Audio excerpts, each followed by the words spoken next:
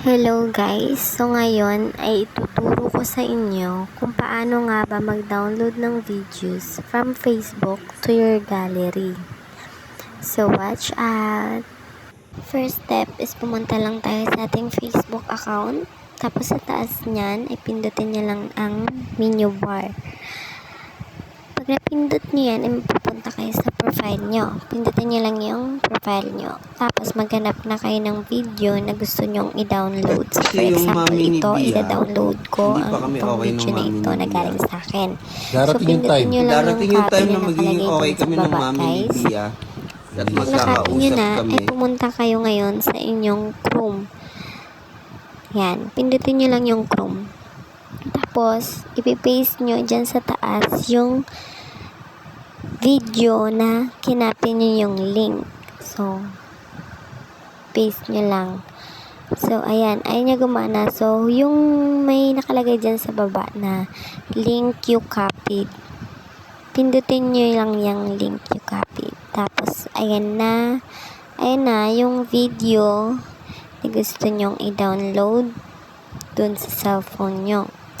So, dyan sa taas guys, pindutin nyo lang yan. Tapos nakikita nyo yung parang lapis dyan sa gilid.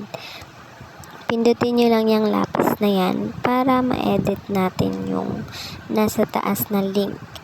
So, ayan, punta lang tayo sa pinakadulo. Tapos nakikita nyo yung tatlong www na yan. Yan yung papalitan natin.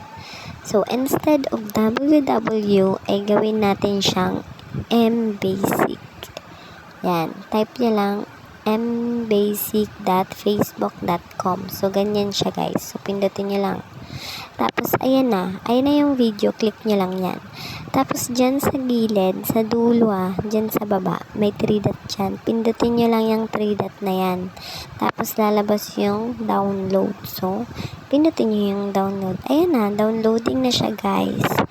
Ganun lang kadali mag-download ng video from Facebook to your phone. So, check mo dun sa gallery mo kung done na ba yung download niya.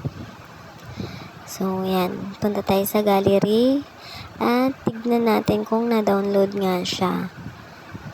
Ayan, guys. So, videos at lalabas yung video na dinownload natin. Ayan na, guys. Yan yung video na dinownload natin. So, ganun lang kadali, guys. Thank you for watching.